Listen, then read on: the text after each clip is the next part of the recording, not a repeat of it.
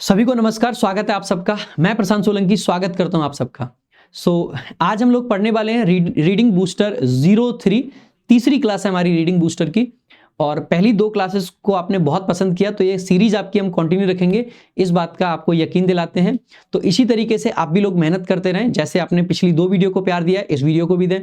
अगर ये वीडियो आपको अच्छी लगे तो भाई लाइक कर दें, शेयर कर दें और चैनल को सब्सक्राइब करके आज से ही जुड़ जाएं, क्योंकि ये सीरीज मैंने कोई सीरीज सोच के शुरू नहीं किया था, लेकिन जो आपने प्यार दिखाया उसको देख के लग रहा है कि अब इसको कंटिन्यू ही रखना चाहिए। तो कंटिन्यू रखेंगे, बेहतरीन तरीके से चलेंगे।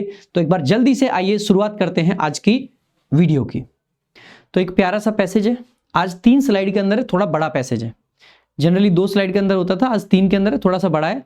सो it might take some more time. तो टाइम कितना लग रहा है डजंट मैटर, सीखने को कितना मिलेगा दैट मैटर्स। और क्योंकि ये मैटर करता है तो एक बार जल्दी से खुद से भी पढ़ लेंगे। आ जाओ भाई, शुरू करते हैं सीधे without wasting any further time. Too many parents. अब देखो पेरेंट्स क्या है, नाउन है। कितने पेरेंट्स? टू मेनी, बहुत ज्यादा। मैनी क्योंकि प्लूरल नाउन्स के लिए आता है तो यहां पे आगे पेरेंट्स प्लूरल नाउन है। दीज डेज आपका क्या है? आप कहोगे सर ये तो टाइम बता रहा है, आजकल। अगर ये टाइम बता रहा है तो आप इसको क्या कह दोगे? ये एडवर्ब है। समटाइम्स ऐसा पॉसिबल है कि एडवर्ब का प्रयोग ये सब्जेक्ट और वर्ब के बीच में कर लें, खास करके ये जो न्यूज़पेपर आर्टिकल वगैरह होते हैं ना, इनमें बहुत आ जाता है। जनरली हमारे इंग्लिश में हम एडवर्ब ऑफ टाइम सामान्यतः लास्ट में रखते हैं या शुरू में रखते हैं, मिड में बहुत रेयर आता है, लेकिन कई बार यहाँ पे इस तरीके से कर लेते हैं। ठीक है, सो दीज डेज यानी कि आजकल। अब देखो कैन आपकी क्या है? Helping verb. नॉट उसका क्या है? Adverb of negation. से नो। आप में से कुछ लोगों को ये भी लग सकता है सर नॉट और नो एक साथ कैसे आ गए? बेटा ये पॉसिबल है क्योंकि यहाँ पे ये जो नो है ना, ये ऐसा नहीं है कि कोई डिटर्मिनर वगैरह है, ये एक नाउन है। बहुत सारे पेरेंट्स आजकल नो नहीं कह सकते, ना नहीं कह सकते। हिंदी में भी तो हम डबल लगा रहे हैं, हिंदी में भी तो डबल लगा रहे हैं, तो ये नो एकदम ना सही होता है, तो ध्यान रखेंगे क्योंकि ये यहाँ पे नाउन है। ठीक है, सो टू मेनी पेरेंट्स, कुछ जरूरत से ज्यादा ही काफी सारे पेरेंट्स आजकल ना नहीं कह पाते। ठीक है, कह नहीं कह सकते या ना नहीं कह पाते। यहां से एक चीज नोटिस करेंगे कि आपका टेंस कौन सा शुरू है? प्रेजेंट चल रहा है क्योंकि कैन आ रखा है यहां से। एज अ रिजल्ट, और इसका परिणाम क्या होता है? दे यानी कि पेरेंट्स फाइंड देमसेल्व्स, वह अपने आप को पाते हैं। जब सब्जेक्ट और ऑब्जेक्ट सेम होता है तो ऑब्जेक्ट की जगह पर रिफ्लेक्सिव प्रोनाउन आ जाता है, तो वो खुद पाते हैं। और किसको पाते हैं? खुद को ही पाते हैं। तो वही सब्जेक्ट है, वही ऑब्जेक्ट है, तो देमसेल्व्स आ गया। क्या करते हुए पाते हैं? तो अक्सर करके जब हम किसी एक्शन को डिफाइन करते हैं ना कि कोई क्या करता हुआ पाया गया, दे फाइंड देमसेल्व्स, आगे आईएनजी। हम ऐसे करके एक स्ट्रक्चर आपने सुना होगा, सी सैट सिंगिंग। वह बैठी हुई थी, बैठे बैठे क्या कर रही थी? गाना गा रही थी। She sat singing. He was found breaching the law, वह लॉ तोड़ते पाया गया। तो ये ब्रीचिंग वगैरह, ये आईएनजी फॉर्म क्या दिखाती है कि क्या एक्शन करते पाते हैं। तो क्या करते पाते हैं? रेज करते पाते हैं। बच्चों को बड़ा करने के लिए हम रेज करना कहते हैं। ठीक है, क्या रेज कर रहे हैं वो? चिल्ड्रन। ध्यान देंगे, रेज आपकी ट्रांजिटिव वर्ब होती है, इसीलिए आगे इसके चिल्ड्रन लिखा है। राइज आपकी इंट्रांजिटिव होती है, तो वहां पे आपका कोई भी ऑब्जेक्ट नहीं आता है, यहाँ पे ऑब्जेक्ट है चिल्ड्रन, इसीलिए रेज आएगा। और चिल्ड्रन के आगे हु लिख दिया तो ये रिलेटिव प्रोनाउन है, तो रिलेटिव प्रोनाउन का एंटीसीडेंट चिल्ड्रन है जो कि प्लूरल है, तो रिस्पॉन्ड आपकी क्या आ जाएगी? वर्ब आ जाएगी। सो हु रिस्पॉन्ड, जो कि रिस्पॉन्ड करते हैं। सो पेरेंट्स अपने आप को पाते हैं ऐसे बच्चों को रेज करते हुए, ऐसे बच्चों को बड़ा करते हुए। Who respond how? Greedily. So adverb of manner आ जाएगा, ग्रीडीली। सो जो कि रिस्पॉन्ड करते हैं ग्रीडीली, यानी कि लालच भरी नजरों से, लालच भरे तरीकों से रिस्पॉन्ड करते हैं। रिस्पॉन्ड करना है यानी कि किसी चीज पर रिस्पॉन्स हम अपना दे रहे हैं, यानी किसी चीज को हम किस तरीके से रिएक्ट कर रहे हैं। ठीक है, तो ग्रीडीली रिस्पॉन्ड करते हैं किस चीज के लिए? तो रिस्पॉन्ड टू समथिंग होता है, तो टू प्रेपोजिशन आ गया, उसका ऑब्जेक्ट है द एडवर्टीजमेंट्स। ऐसे advertisements dash right at them, जो कि एम करते हैं उन पर। तो यहां से एक चीज समझना, पूरे सेंटेंस को हमने देखा, यहां तक तो पूरा खत्म ही हो गया था। एज अ रिजल्ट, तो एज प्रेपोजिशन उसका ऑब्जेक्ट है, ये पूरा फ्रेज बन जाता है ना, as a result. They subject है, फाइंड उसकी वर्ब है, देमसेल्व्स ऑब्जेक्ट है। रेजिंग आपका आईएनजी फॉर्म आ गई, उसका ऑब्जेक्ट आ गया चिल्ड्रन, तो क्या ये सब्जेक्ट बन सकता है? नहीं, क्योंकि ऑब्जेक्ट है। हु आपका रिलेटिव प्रोनाउन है, सब्जेक्ट है, इसके लिए वर्ब आ गया रिस्पॉन्ड। ग्रीडीली आपका एडवर्ब आ गया, टू प्रेपोजिशन है, इसके लिए ऑब्जेक्ट आ गया एडवर्टीजमेंट्स। पहली बात, यहां पे आपकी वर्ब नहीं आएगी, क्यों? क्योंकि अगर यहाँ पे वर्ब आएगी तो इसका सब्जेक्ट कहाँ है? अगर बेटा जी वर्ब नहीं आएगी तो इसका मतलब है एम तो नहीं आ सकता, इसका मतलब है हैव एम्ड भी नहीं आ सकता है और एम्स भी नहीं आ सकता है। एम्ड आ सकता है, क्यों? क्योंकि एम वर्ब से बनने वाला ये पार्टिसिपल है। क्या आ सकता है? सिर्फ और सिर्फ पार्टिसिपल आ सकता है। अगर पार्टिसिपल आ सकता है यानी कि एडजेक्टिव आ सकता है, तो आंसर आपको अगर तुरंत मार्क करना था तो ये आपका आंसर मार्क हो जाता। ठीक बात है, अगर आंसर मार्क करना है तो। Now let's understand. So they respond greedily, किस चीज के लिए रिस्पॉन्ड करते हैं? तो टू प्रेपोजिशन, उसका ऑब्जेक्ट है एडवर्टीजमेंट्स। इसीलिए मैं कहता हूं बहुत वैल्यू होती है क्लोज टेस्ट में भी सेंटेंसेस को ब्रेक करने की। अगर बिना ब्रेक करे करोगे तो हो सकता है इस क्वेश्चन में बहुत सारे बच्चे एम मार देंगे कि यहाँ पे रिस्पॉन्ड V1 है तो यहाँ पे एम V1 आ जाएगी, गड़बड़ हो जाएगी बेटा जी, बहुत बड़ी गड़बड़ होगी, है ना। सो टू द एडवर्टीजमेंट्स, कौन से एडवर्टीजमेंट्स? इस एडवर्टीजमेंट को डिफाइन करना है। कौन से एडवर्टीजमेंट? वो वाले एडवर्टीजमेंट जो कि एम करते हैं सीधे उन पर ही। आजकल बहुत सारे एड्स आते हैं ना जो बच्चों को ही टारगेट करते हैं। सो ये एडवर्टीजमेंट्स जो है ना, इस नाउन को डिफाइन करने के लिए एडजेक्टिव चाहिए। एम आपका V1 है, ये एडजेक्टिव नहीं बनेगा। एम्स आपका V1 में एस लग रखा है, ये एडजेक्टिव नहीं बनेगा। और हैव प्लस V3 तो ये तो टेंस बन जाता परफेक्ट, तो ये भी नहीं बनेगा। ये आपका जस्ट क्या आ जाएगा? एम्ड आ जाएगा। ठीक है, सो एम्ड राइट एट देम, जो कि सीधे उन पे एम करते हैं। आगे यहां पे सेंटेंस खत्म हो जाता है। Even getting what they want. अब देखो गेटिंग आपकी वर्ब की आईएनजी फॉर्म है। वर्ब की आईएनजी फॉर्म अगर शुरुआत में आई है, ये एडजेक्टिव है नहीं, क्योंकि एडजेक्टिव नहीं नाउन के लिए नहीं कह सकते। ये वर्ब है नहीं, क्योंकि अगर ये वर्ब है तो is am are was were कहाँ है और इसका सब्जेक्ट कहाँ है? इसका मतलब है ये जीरंड है, और अगर ये जीरंड है तो इसका मतलब है ये सब्जेक्ट है। सो गेटिंग व्हाट, तो गेटिंग क्या गया? ऑब्जेक्ट आ गया। व्हाट दे वांट, जो भी उनको चाहिए। सो व्हाट आपका कंपाउंड रिलेटिव प्रोनाउन होता है, यही एंटीसीडेंट है, यही आपका बेसिकली रिलेटिव प्रोनाउन है। जो उनको चाहिए वो, सो दे सब्जेक्ट है और वांट उसके लिए आगे ऑब्जेक्ट आ जाएगा। डज आपकी हेल्पिंग वर्ब है, इसका सब्जेक्ट क्या है? तो आप कहोगे गेटिंग सब्जेक्ट है। गेटिंग डज नॉट सेटिस्फाई, मिलना सेटिस्फाई नहीं कर पाता है, पाना सेटिस्फाई नहीं कर पा रहा है। जो उनको चाहिए वो पाना उनको सेटिस्फाई नहीं कर पाता है। So getting what they want, जो उनको चाहिए वह पाना। Does not, does helping verb है, नॉट एडवर्ब ऑफ नेगेशन है, सेटिस्फाई सम किड्स, कुछ बच्चों को वह भी सेटिस्फाई नहीं कर पाता है। सो डज के बाद में V1 आ गई, सेटिस्फाई। बात ठीक है भाई। आगे दे यानी कि जो किड्स हैं उनकी बात कर रहे हैं। यहाँ पे सेमीकोलन से हम नया सेंटेंस शुरू कर सकते हैं, कोई दिक्कत की बात नहीं है। जब दो सेंटेंसेस को हमें एग्जैक्टली अलग नहीं करना है, देखो जब हमें क्लियरली उनको सेपरेट कर देना है तो we use a full stop, लेकिन जब हमें उन्हें क्लियरली अलग नहीं करना है, उनके बीच में हमें लिंक रखना होता है, तो हम सेमीकोलन का यूज कर लेते हैं। ठीक है, आगे सो दे सब्जेक्ट हो गया। दे ओनली वांट मोर, उनको और चाहिए। दे ओनली वांट मोर, यहां पे ओनली का मतलब सिर्फ, तो उनको सिर्फ और चाहिए, और चाहिए। नाउ कई बार इसमें ऐसा भी फ्रेज आता है, they only want more and more, more and more, more and more यानी कि जितना मिल गया उससे और ज्यादा, और ज्यादा। ठीक है, नाउ अब ये आपका एडवर्ब ऑफ टाइम है। अब हम क्या कह सकते हैं? अब अ growing number of psychologists, educators and parents. Sentence का सब्जेक्ट क्या है? Parents, educators and psychologist. इसके लिए क्या आ गया है? Number of. अब आपको पता होना चाहिए जब हम अ नंबर ऑफ लिखते हैं इसका मतलब होता है मैनी, और अ नंबर ऑफ के साथ में हम एडजेक्टिव भी लिख देते हैं। A large number of, a huge number of, a good number of, a great number of. ऐसे यहां पे क्या हो गया? अ ग्रोइंग नंबर ऑफ। तो सेंटेंस का सब्जेक्ट यही है, एजुकेटर्स, पेरेंट्स, साइकोलॉजिस्ट। सो ऐसा ये जो नंबर है ये बढ़ता जा रहा है। So a growing number of psychologist, educators and parents. तो इसके लिए वर्ब कैसे आ जाएगी? Plural, think. हमने पढ़ा है ना, अ नंबर ऑफ के साथ प्लूरल वर्ब आती है और द नंबर ऑफ के साथ सिंगुलर वर्ब आती है। थिंक, क्या थिंक करते हैं? तो दैट को यहां से ड्रॉप कर रखा है, मैंने पिछली क्लास में बताया था। जब ऐसी वर्ब आ जाती है, थिंक हो गई, सपोज हो गई, ठीक है, से हो गई, इनके साथ में अक्सर करके दैट कंजंक्शन को ड्रॉप कर देते हैं, तो नई क्लॉज शुरू हो जाती है। दैट कंजंक्शन यहाँ पे हिडन है, तो इट आपका सब्जेक्ट है, इज आपकी वर्ब है। इट इज टाइम, किस समय है? देखो इट इज टाइम के साथ आगे सब्जेक्ट प्लस वर्ब आता है तो सब्जेक्ट प्लस V2 आता है, लेकिन इसके साथ में कई बार 2 प्लस V1 भी आ सकता है। तो इट्स टाइम, किस चीज के लिए टाइम है? टू स्टॉप, कि स्टॉप कर देना चाहिए। क्या चीज स्टॉप कर देनी चाहिए? द मैडनेस, ये जो पागलपन चल रहा है कि पेरेंट्स नो नहीं कह पा रहे हैं, और बच्चे और मांगे जा रहे हैं। इस पागलपन को बंद कर देना चाहिए। ऐसा बेसिकली बहुत सारे साइकोलॉजिस्ट, एजुकेटर्स और पेरेंट्स को लगने लगा है। इवन हमें भी लगता है यार, मेरे घर में छोटा सा बच्चा है, मैं कभी नहीं चाहता हूं कि जो वो मांगे वो उसको मिल जाए।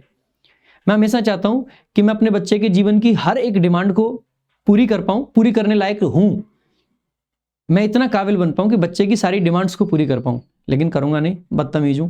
अब बदतमीज मान लो या एक केयरफुल पेरेंट मान लो, क्योंकि बच्चे को अगर सब कुछ मिला, मैं रात भी अपने बाबू को यही समझा रहा था कि बेटा अगर तुम जिद करोगे तो मैं तुम्हें कुछ नहीं दिलाऊंगा, सिंपल। और अगर तुम खुद से कुछ नहीं कहोगे तो मैं तुम्हें वो दिला दूंगा जो कि शायद तुम कभी जीवन में एक्सपेक्ट भी नहीं कर सकते हो। जबकि मेरा बाबू 2 ही साल का है, भी छोटा है, बट मैं अभी से उसको ऐसे समझाता हूँ। जब वो सो रहा होता है तो मैं अभी से उसके कानों में ऐसी चीजें, कहते हैं ना सबकॉन्शियस माइंड काम करता है सोते टाइम, तो जब उसकी हल्की नींद होती है ना, कच्ची नींद में जो बच्चे होते हैं, आजकल वैसे माँ बाप तो ये कहते हैं, हमारे मम्मी पापा तो, कि कच्ची नींद में बच्चे से परेशान मत करो, बच्चे को सोने दो, अच्छी नींद लेने दो उसे।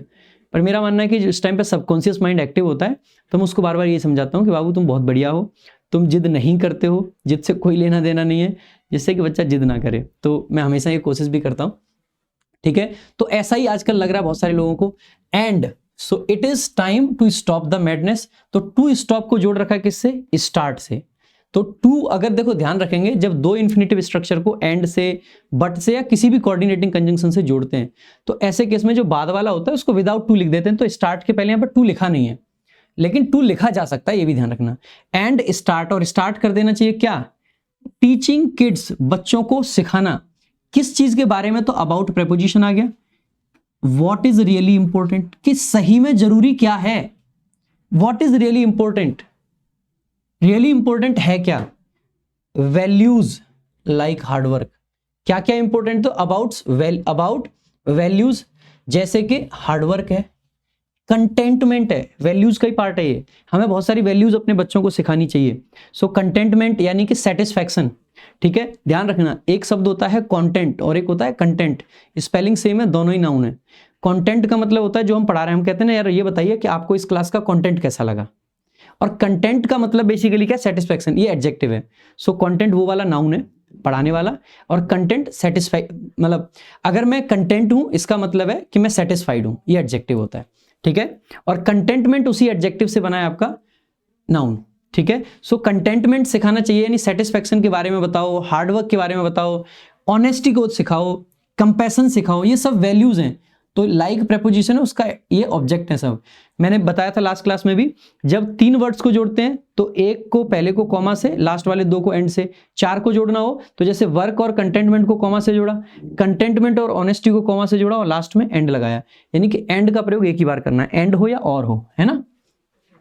आगे देखेंगे, द स्ट्रगल, जो स्ट्रगल है टू सेट लिमिट्स, लिमिट्स सेट करने की, हैज नेवर बीन टफर।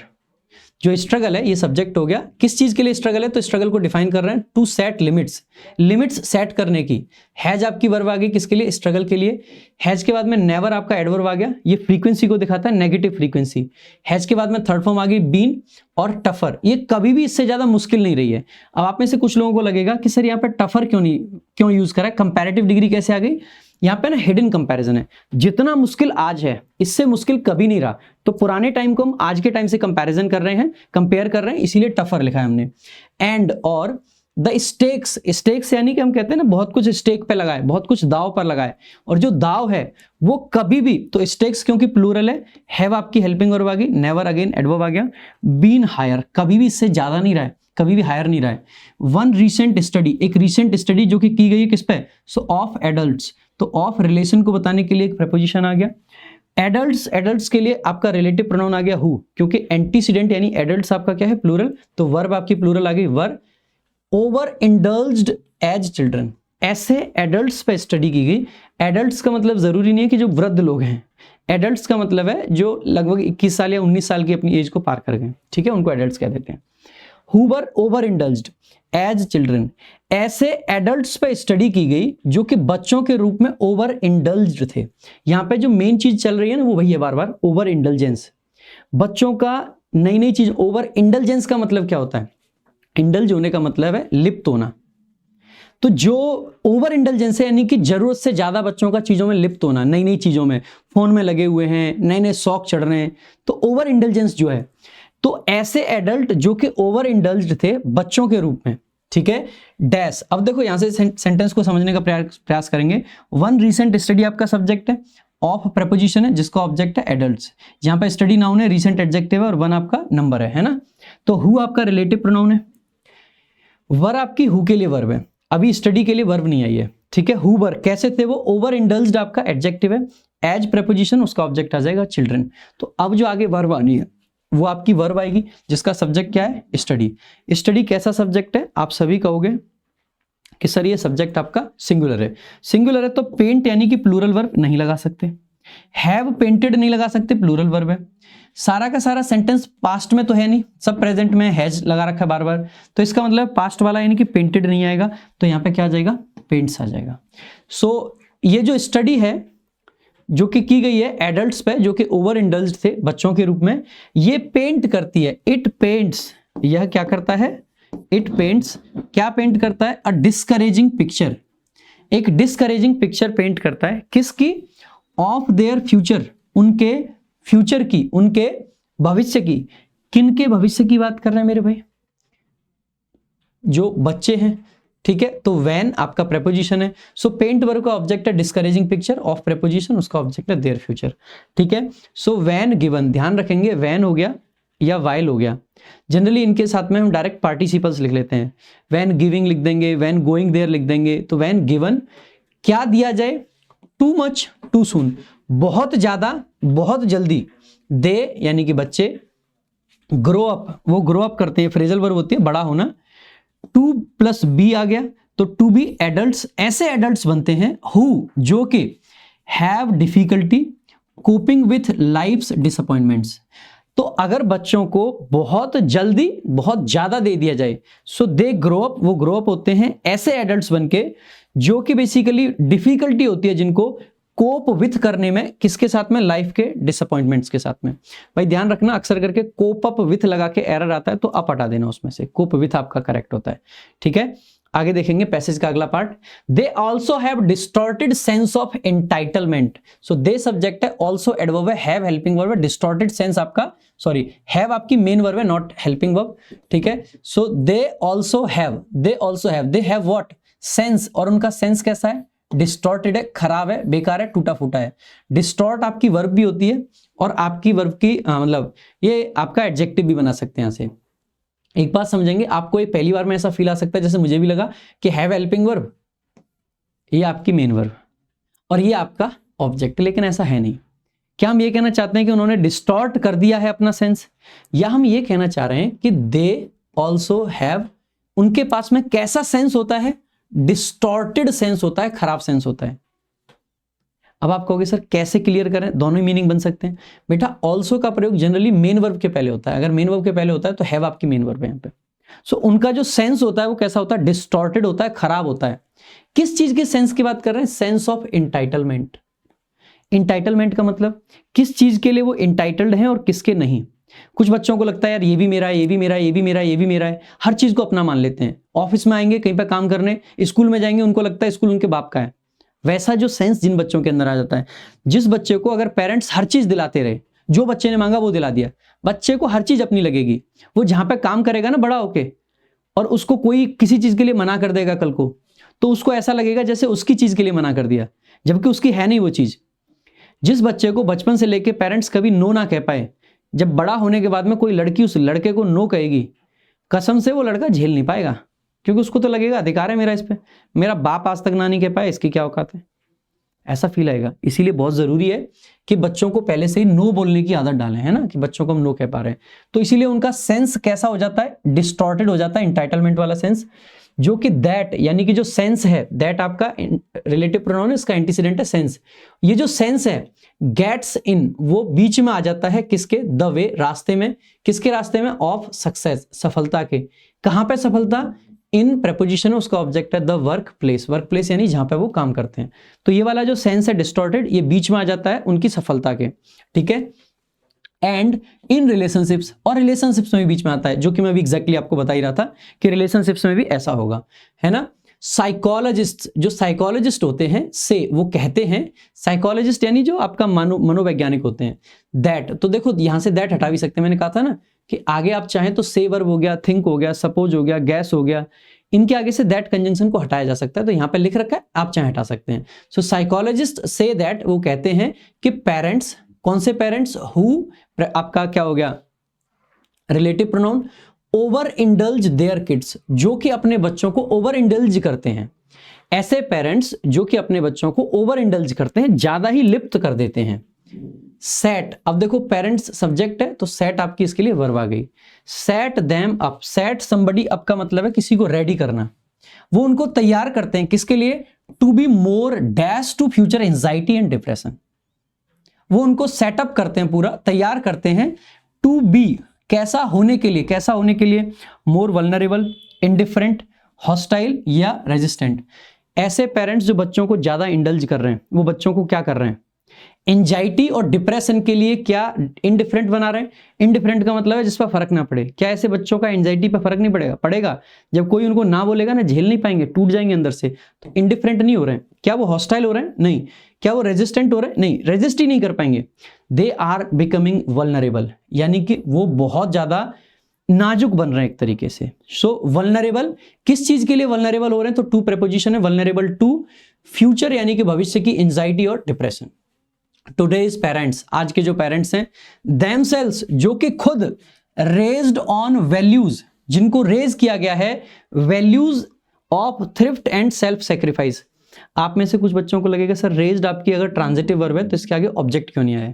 बेटा क्योंकि यहाँ पे ये वर्ब नहीं है, ये यहाँ पे क्या है, पार्टिसिपल है। ये पार्टिसिपल रीडिंग में बहुत बड़ा रोल प्ले करते हैं और बच्चा नॉन फाइनाइट वर्ब को ये सोच के छोड़ देता है कि नॉन फाइनाइट वर्ब पढ़ना क्यों है, उससे क्वेश्चंस तो आते ही नहीं, क्योंकि स्टूडेंट्स को दिखता है कि एरर डिटेक्शन के क्वेश्चन नहीं आए हैं।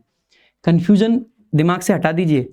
एरर डिटेक्शन नहीं आया दैट डजंट मीन कि कोई चीज आपके एग्जाम के लिए जरूरी नहीं है। नॉन फाइनाइट वर्ब बहुत क्रूशियल रोल प्ले करता है, इसीलिए जहां भी पैसेज के अंदर नॉन फाइनाइट का कुछ भी कॉन्सेप्ट दिखता है मैं उसको समझाने का प्रयास करता हूं।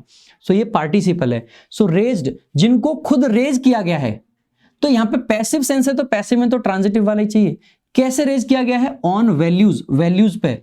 किस चीज की वैल्यूज? तो ऑफ आ गया रिलेशन दिखाने के लिए, थ्रिफ्ट, कंजूसी एंड सेल्फ सेक्रीफाइस।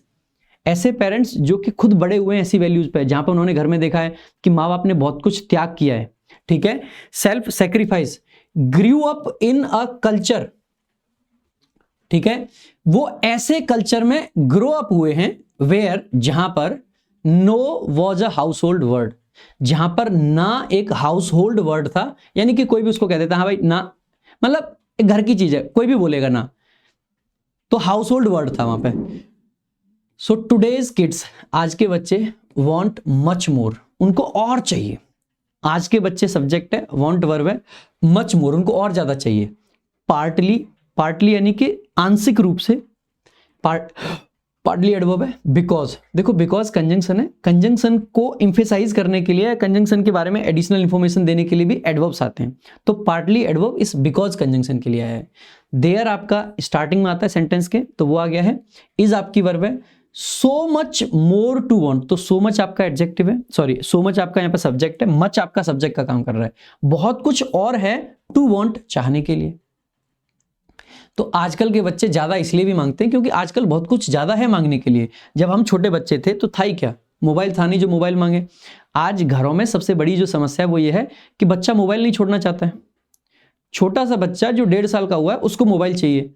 हमारे टाइम पे ये समस्या ही नहीं थी तो समाधान की जरूरत ही नहीं पड़ी। आज बहुत कुछ ज्यादा चाहने के लिए है तो बच्चा मांगता है। आज वीडियो गेम्स हैं, बहुत कुछ है, मोबाइल उनमें सबसे बड़ी चीज है, ठीक है।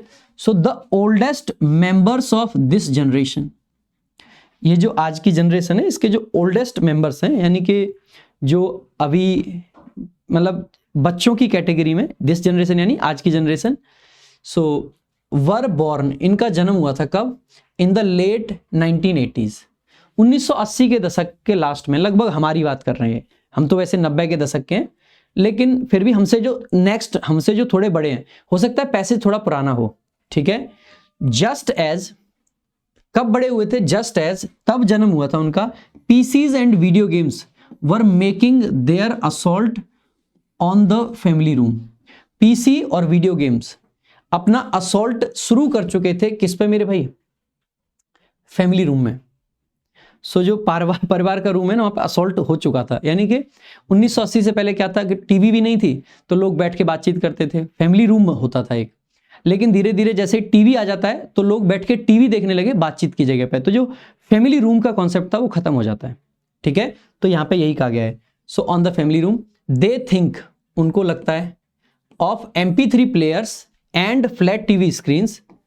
सो उनको MP3 player, flat TV screen as essential utilities, essential utilities लगते हैं। मुझे लगता है ये इंडिया का पैसेज नहीं है, क्योंकि इंडिया में तो आज जाके ये एसेंशियल हुआ है, अभी भी नहीं है। मेरे घर में टीवी नहीं है, लिटरली बता रहा हूँ कसम से, मेरे घर में आज भी टीवी नहीं है। एक एलेक्सा जरूर है MP3 प्लेयर के रूप में, लेकिन टीवी नहीं लगा रखी है। हाँ, टीवी के नाम पे बोर्ड है, डिजिटल बोर्ड जिसपे मैं पढ़ाता हूँ, तो कभी कभार यदा कदा कभी मन होता है तो उस पर मूवी देख सकते हैं, लेकिन टीवी नहीं है, ये प्योर सच है ना। तो ये टीवी को और MP3 प्लेयर को एक एसेंशियल यूटिलिटी मानते हैं, तो एज प्रेपोजिशन उसका ऑब्जेक्ट हो जाएगा एसेंशियल यूटिलिटीज, यूटिलिटीज यानी कि जरूरत का सामान। एंड और दे हैव डेवलप्ड, और उन्होंने क्या डेवलप किया है, स्ट्रेटजीज, बच्चों ने, टू गेट देम, इन चीजों को लाने के लिए उन्होंने स्ट्रेटजीज भी बना ली है कि पापा को मम्मी को कैसे मनाना है, ये सब उन्होंने सीख लिया है, इसके लिए स्ट्रेटजी डेवलप कर ली है। वन सर्वे, एक सर्वे किसका भाई, टीनेजर्स का, जो टीनेजर्स हैं, फाउंड दैट, ये पाता है, when they dash for something, जब वे किसी चीज का, तो देखेंगे one survey subject of preposition है, उसका ऑब्जेक्ट है टीनेजर्स, फाउंड आपकी वर्ब है, ठीक है, दैट आपका कंजंक्शन है, व्हेन आपका एक और कंजंक्शन है, आगे एक और क्लॉज आएगी इसीलिए डबल कंजंक्शन है। ठीक है, सो दे आपका क्या है, सब्जेक्ट है। अगर ये सब्जेक्ट है तो यहाँ पे वर्ब चाहिए, वर्ब चाहिए, तो देखो they care for something new, नई चीज के लिए केयर, ये थोड़ी कहेंगे जब वो नई चीज के लिए केयर करते हैं, most expect to ask 9 times before their parents give in, ज्यादातर सोचते हैं कि 9 बार मांगना पड़ेगा फिर उनके पेरेंट्स जो मान जाएंगे। तो नई चीज के लिए वो केयर करते हैं या वो चाहते हैं, उनकी चाहत होती है, सो केयर नहीं आएगा यहाँ पे। ठीक है, वांट के साथ में फॉर नहीं आता है, सो दे वांट समथिंग कह सकते थे, दे वांट फॉर समथिंग नहीं कह सकते हैं, तो ये गलत हो जाएगा। दे डिजायर समथिंग कह सकते हैं, दे डिजायर फॉर समथिंग नहीं कह सकते हैं। डिजायर जब नाउन होता है तो फॉर आ सकता है, वांट जब नाउन होता है तो फॉर आ सकता है। ठीक है, वैसे वांट के साथ तो फॉर आता भी कम है, लेकिन डिजायर के साथ में फॉर आता है, लेकिन वो तब आएगा जब डिजायर आपका नाउन हो। यहाँ पे दे सब्जेक्ट है, इसके बाद वर्ब चाहिए, so they crave for something, crave verb है जिसके साथ फॉर प्रेपोजिशन का यूज किया जाता है, so they crave for something. तो जब वो किसी चीज के लिए क्रेव करते हैं, क्रेव का मतलब है किसी चीज की जब क्रेविंग होती है, यानी भूख होती है, जब लालच होता है, जब ललक होती है किसी चीज की, so when they crave for something new, जब कोई नई चीज की क्रेव उनको होती है, most expect to ask 9 times before their parents give in, ज्यादातर लोग कम से कम 9 बार पूछना चाहते हैं जब तक उनके पेरेंट्स गिव इन करें। बाई एवरी मेजर, हर एक तरीके से, हर एक पैमाने पर, parents are selling out record amounts, parents जो है वो बेसिकली सेल आउट कर रहे हैं, निकाल रहे हैं अपनी जेबों से रिकॉर्ड अमाउंट्स, यानी कि रिकॉर्ड तोड़ पैसा खर्च कर रहे हैं पेरेंट्स, ये कहना चाह रहे हैं। आगे देखेंगे, in the heat of this buying blitz, so in preposition है द हीट, किस चीज की heat, of this buying blitz, ये जो बाइंग ब्लिट्ज चल रहा है, सब कुछ कोई खरीद रहा है, बिग बिलियन डेज आ गए, दिवाली सेल आ गई, इतनी सारी सेल्स आती हैं, लोग खरीद रहे हैं। हर बार फ्लिपकार्ट अपना खुद का रिकॉर्ड तोड़ देता है, क्योंकि लोगों में क्या है, एक बाइंग ब्लिट्ज चल रहा है, सब कुछ खरीदना सबको। ठीक है, क्रेव करने का मतलब है बेटा जी किसी चीज की ललक होना, लालच होना। ठीक है, even parents who desperately need to say no, even ऐसे, इस देखो अब यहां से एक बार पूरे सेंटेंस को समझा देता हूं, अच्छा है तो। इन प्रेपोजिशन है जिसका ऑब्जेक्ट है द हीट, ऑफ प्रेपोजिशन जिसका ऑब्जेक्ट है this buying blitz, so blitz noun है, बाइंग एडजेक्टिव है, दिस आपका डिटर्मिनर है। ठीक है, तो अब आगे देखेंगे सब्जेक्ट पेरेंट्स, खास करके एम्फेसाइज करने के लिए इवन लगा दिया गया है, इवन यानी कि वो पेरेंट्स, तो हु रिलेटिव प्रोनाउन है जिसके लिए आगे डेस्परेटली एडवर्ब है, और नीड आपका बेसिकली वर्ब है, सो हु नीड टू से, क्या नीड है उनकी, तो 2 + V1 आ गया, नो, जो नो कहना चाहते हैं, फाइंड, तो पेरेंट्स के लिए वर्ब आ जाएगी कौन सी, फाइंड, तो हु के लिए वर्ब है नीड, और पेरेंट्स के लिए फाइंड, वो पाते हैं, किसको पाते हैं, तो खुद को, themselves, सब्जेक्ट ऑब्जेक्ट सेम, तो उसकी जगह reflexive pronoun. Reaching for their credit cards, ऐसे पेरेंट्स जो नो कहना चाहते हैं वो भी अपने क्रेडिट कार्ड्स के लिए पहुंच जाते हैं कि लाओ भाई साहब खरीद ही लेते हैं, बच्चा मान नहीं रहा है, तो कहना चाहते हैं नो लेकिन कह नहीं पाते हैं। ठीक है, today's parents are not equipped to deal dash the problem, आज के जो पेरेंट्स हैं वो इक्विप्ड नहीं है, उनके पास में ऐसे इक्विपमेंट नहीं है, ऐसे आर्ग्यूमेंट्स नहीं है जिससे कि वो इस प्रॉब्लम से निपट पाए। सो डील के साथ में देखो इन प्रेपोजिशन तब आता है जब व्यापार की बात करते हैं, डील इन समथिंग। सो ही मतलब डील्स इन क्लॉथ्स, यानी कि वो कपड़े का व्यापार करता है। यहां पे हम क्या ये कहना चाह रहे हैं कि पेरेंट्स इस प्रॉब्लम में व्यापार करने में असमर्थ है? नहीं। डील फॉर तो बिल्कुल नहीं होता है, डील फॉर समबडी नहीं बनेगा, ठीक है। डील ऑफ भी नहीं जनरली बनता है, खास करके जब डील वर्ब हो। डील जब नाउन हो तो ऑफ फिर भी आ सकता है। So deal with the problem आपका होता है, ठीक है। So they are not equipped, वो एक्विप्ड नहीं है किस चीज के लिए? To deal with the problem. Many of them, उनमें से ज्यादातर, ठीक है, उनमें से ज्यादातर। रेज्ड, जिनको बड़ा किया गया है इन द 1960s, 1960 और 70 के दशक में। सोर, वो कसम ली थी उन्होंने। So many of them subject है, जिसमें से मैनी प्रोनाउन है, ऑफ प्रेपोजिशन है, देम उसका ऑब्जेक्ट है। रेज्ड पार्टिसिपल है, एडजेक्टिव है, इनको डिफाइन कर रहा है, जो कि बड़े किए गए हैं। कब बड़े किए गए? तो इन प्रेपोजिशन उसका ऑब्जेक्ट है द 60s एंड 70s। सोर आपकी वर्ब है, सोर का मतलब है शपथ लेना, ठीक है। तो ये आपकी वर्ब है। उन्होंने क्या शपथ ली थी? तो दैट आपका यहां से ड्रॉप कर रखा है। दे वुड एक्ट, कि वो एक्ट करेंगे। कैसे एक्ट करेंगे? डिफरेंटली, यानी कि अलग। So they would act how, how का रिप्लाई हो जाएगा डिफरेंटली, एडवर्ब, ठीक है। फ्रॉम डैश पेरेंट्स, वो अपने जो पेरेंट्स थे उनसे अलग बिहेव करेंगे। सो देयर पेरेंट्स हो जाएगा। कौन सा वाला देयर? ये देयर तो वो होता है एडवर्ब, सब्जेक्ट की जगह पे आ सकता है, लेकिन वैसे नहीं, ये देयर आपका करेक्ट आंसर हो जाएगा। इस दे का मतलब होता है दे आर, और ये देयर्स तब लगाते हैं जब पीछे नाउन नहीं होती, लेकिन यहाँ पे पेरेंट्स नाउन है, इसीलिए कौन सा वाला देयर आएगा? ये वाला, देयर पेरेंट्स। एंड हैव, और वो रखेंगे क्या? Closer relationships with their own children. ऐसा होता है ना, बचपन में लोग थोड़ा सा उदास रहे होते हैं, फिर वो ऐसा कर लेते हैं कि भाई हम अपने बच्चों के साथ ना अलग तरीके का रिलेशंस रखेंगे। बच्चों को लगता है कि हमारे पेरेंट्स हमारे साथ उतने अच्छे से रिलेशंस नहीं रख पाए, तो हम भी ये सोचते हैं कि जैसा रिलेशनशिप हमारा और हमारे पेरेंट्स का था, हम अपना और अपने बच्चों का नहीं रखेंगे, हम अपने बच्चे के दोस्त बनेंगे।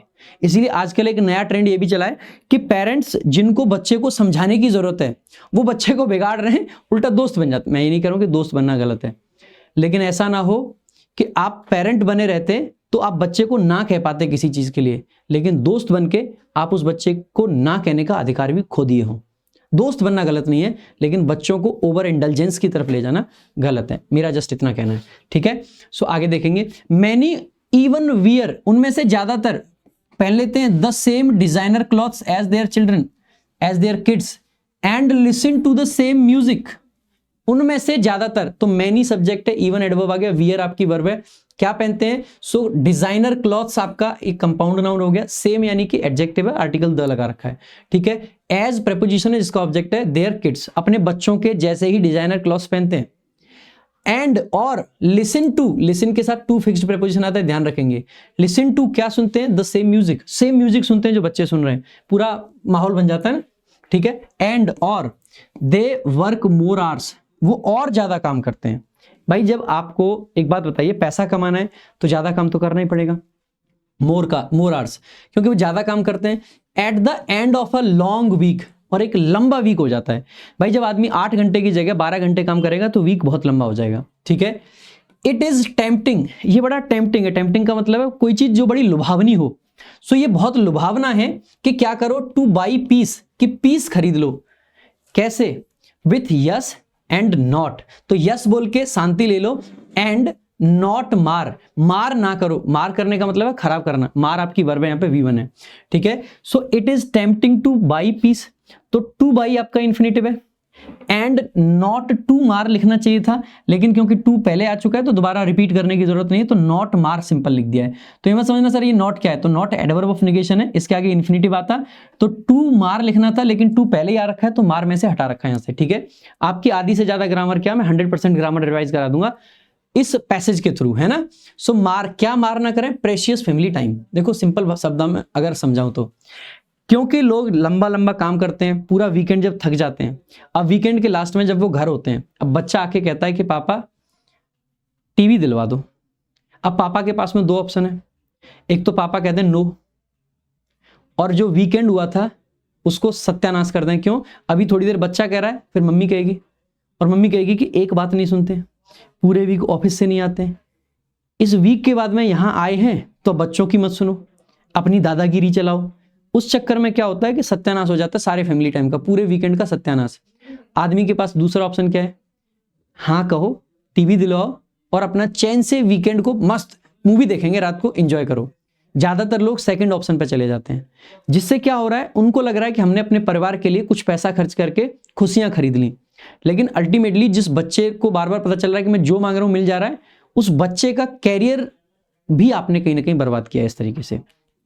ठीक है, तो आगे देखेंगे। सो मार precious family time with conflict, conflict की वजह से कहीं खराब ना हो जाए। एंजाइटी अबाउट द फ्यूचर, ये जो एंजाइटी होती है किस चीज के बारे में, तो अबाउट प्रेपोजिशन है, द फ्यूचर उसका ऑब्जेक्ट है। सो इसके लिए एंजाइटी के लिए वर्ब आ जाएगी इज अनदर फैक्टर।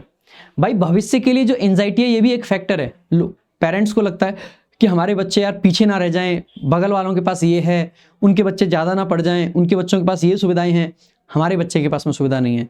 तो इस चक्कर में भी एक फैक्टर आता है। How do well intentioned parents say no to all the sports gear and arts and language lessons they believe will help their kids thrive in an increasingly competitive world। so देखेंगे how यानी कि कैसे, do helping verb आ गया, well intentioned parents ये subject है, कैसे parents, जिनकी जो intentioned है, कैसी intentioned, well, तो ये एडजेक्टिव है, एडवर्ब है। अच्छी इंटेंशन वाले पेरेंट्स से आपकी मेन वर्ब आ गई नो। ना कैसे कहें, किस चीज को ना कहना है, तो say no to all the sports gear, जो स्पोर्ट्स की चीजें हैं, and arts and language lessons, जो आर्ट और लैंग्वेज के लेसन्स हैं, जिनको वो मानते हैं, दैट दे बिलीव, दैट यहां पर ड्रॉप कर रखा है, that they believe will help, जो कि उनको लगता है कि मदद करेंगे, किसकी, देयर किड्स की। किस चीज में मदद करेंगे, तो हेल्प समबडी डू समथिंग, ये बेयर इंफिनिटिव है। हेल्प के बाद में object plus two plus V1 भी आ सकता है, हेल्प के बाद में ऑब्जेक्ट प्लस वी1 भी आ सकता है। So help their kids thrive, thrive कहां पे करना है, तो इन प्रेपोजिशन उसका ऑब्जेक्ट है, in an increasingly competitive world. ये जो कॉम्पिटिटिव दुनिया है इसमें थ्राइव करने में, आगे बढ़ने में, थ्राइव करना, प्रॉस्पर करना, आगे बढ़ना, फलना फूलना, फलने फूलने में जो चीज मदद करेंगी उनको खरीदने के लिए ना बोले तो बोले कैसे, जिनकी इंटेंशन अच्छी होती है फिर भी हाँ कह देते हैं। इस चक्कर में एक्सपर्ट्स जो है वो एग्री करते हैं, क्या एग्री करते हैं, टू डैश लव, लव आपका क्या है, नाउन है, नाउन है तो इसके आगे क्या आना चाहिए, क्या टू मोर लव लिखेंगे, बेटा टू के साथ में पॉजिटिव डिग्री आता है, लव क्योंकि अनकाउंटेबल है तो मैनी नहीं आएगा। क्या टू लिटिल लिखें, बेटा too little love won't spoil a child, too few limits will. कहा गया कि देखो ज्यादा प्यार स्पॉइल नहीं करेगा लेकिन ज्यादा लिमिट्स कर देंगे, मतलब कम लिमिट्स कर देंगे। अगर लिमिट्स कम है तो खत्म हो जाएगा, लेकिन अगर प्यार कम है, वैसे टू लिटिल लव भी आ सकता है, टू लिटिल लव खराब नहीं करेगा लेकिन टू फ्यू थिंग्स कर देंगे। लेकिन टू लिटिल लव अगर हमने लिख दिया ना, जरूरत से ज्यादा कम प्यार, तो वो मुझे लगता है कि नेगेटिव मीनिंग आ जाएगा। टू मच लव आपका ज्यादा सही होगा, ठीक है, टू मच लव, ज्यादा प्यार खराब नहीं करेगा लेकिन ये कर देगा।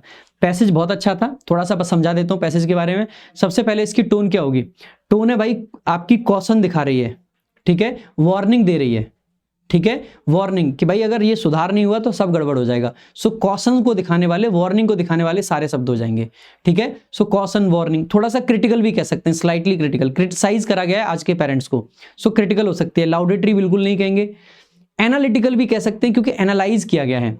अगर आपसे पूछा जाए तो टोन कैसी है, नेगेटिव नेचर की कह सकते हैं या एनालिटिकल कह सकते हैं। एनालाइज किया गया है तो एनालिटिकल हो सकता है, दूसरा आपका कॉशनरी हो सकती है, ठीक है, तीसरा आपका क्रिटिकल हो सकती है। तो इनमें से जो ऑप्शन हो वो आप मार्क कर देना।